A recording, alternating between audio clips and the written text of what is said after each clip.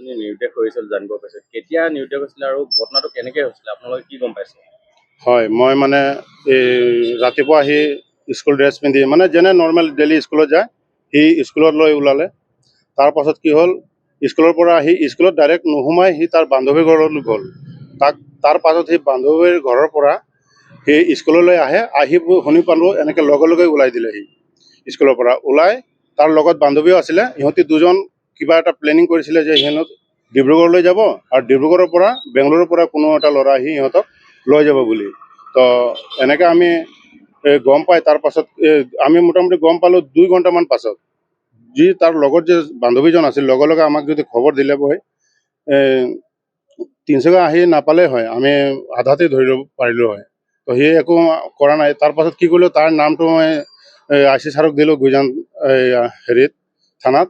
তাৰপাছত তাইক লৈ গৈ তাক সোধ পোছ কৰিলে, কৰি তাক এৰি দিছে এতিয়া বৰ্তমান। আৰু যোৱা সিটো শনিবাৰ দিনা এই হেৰালে ন মোৰ ছোৱালীজনী। তাৰ পাছত কি হ'ল, দেওবাৰ ৰাতিপুৱা আমি এটা খবৰ পালোঁ, কোনোবা এটা ল'ৰা মোৰ ছোৱালীজনীয়ে ফোন কৰিছিলে। চনু বুলি ল'ৰা, সি ঘাটত থাকে। সি কৈছে যে চনুদা মোক আমাৰ দুজনক ডিব্ৰুগড়লৈ দি আহিবা বোলে। তাৰ পৰা কোনোবা আহিব, আহি আমাক লৈ যাব আমাক দুটাক। তো লাষ্টত কি কৰে, যেতিয়া যোৱা সময় হ'ল মোৰ ছোৱালীজনী কৈছে বৈ যাওঁ। তাৰপাছত কি লগৰজনী কি কৰিলে, মই বোলে নাযাওঁ, তুমি অকলে যোৱা। এইটো এটা মোৰ অডিঅ' ৰেকৰ্ডো আছে মোৰ লগত, এইটো শুনিব পাৰে। তাৰপাছত কি হ'ল, ইয়াৰ পৰা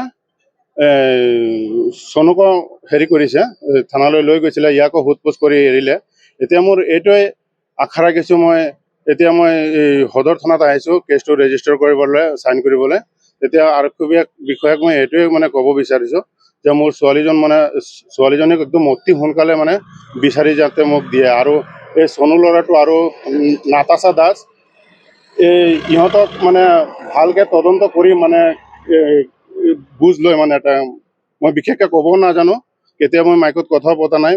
তো এইটো মানে মোৰ বহুত হেৰি আছে যে অতি সোনকালে মোৰ পুলিচে এইটো আমাক তদন্ত কৰে আৰু মোৰ ছোৱালীজনী মোক ঘূৰাই দিয়ে, মই এইটো আশা ৰাখিলোঁ। আৰু যিটো মোৰ নাম বিপ্লৱ দাস, মোৰ ঘৰ গুইজান প্ৰকাশ নগৰ। আৰু ছোৱালীজনীৰ নাম সঞ্জনা দাস, তাৰ বয়স হ'ল 15 বছৰ 4 মাহ। আৰু যিহেতু ছোৱালীজনীক যে ডিব্ৰুগড়ৰ পৰা বেংগলোৰ পৰা কোনোবাই লৈ যাব বুলি গম পাইছিলে, কিবা গম পায় নেকি কোনে নিবলৈ আহিছিলে বা কেতিয়া? তাই মানে আজি 6-7 মাহ আগত ফ্ৰী ফায়াৰ খেলিছিলে। তো তেতিয়া সি ফ্ৰী ফায়াৰ খেলোতে সি ধৰ মাৰ কিবা কিবি মানে সি কথা পাতি আছিলে। তো আমি এবাৰ চালোঁ যে ছোৱালীজনীয়ে কাৰ লগত কথা পাতি আছে। তো চালোঁ লাষ্টত ফ্ৰী ফায়াৰ বুলি এনেকুৱা। তাৰপাছত আমি কিবা গম পালোঁ যে এইটো বহুত বেয়া। তাৰপাছত কি কৰিলোঁ, আমি তাক মোবাইলটো দিয়া নাই মোটামুটি 5-6 মাহ 7 মাহ হ'ল। তাৰপাছত এই যোৱা 4-5 দিন আগত স্কুলত কিবা এটা পৰীক্ষা হৈছে, এইটোত বোলে মোবাইল লাগে।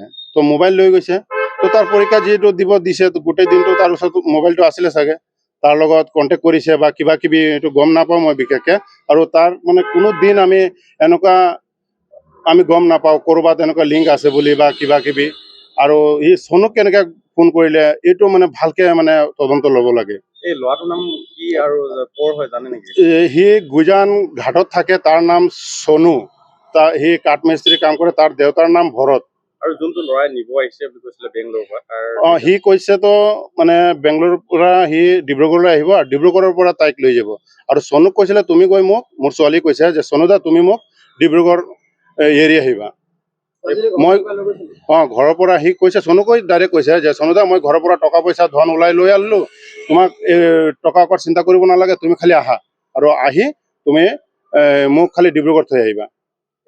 আপোনাৰ ঘৰৰ পৰা কি লৈ গৈছে?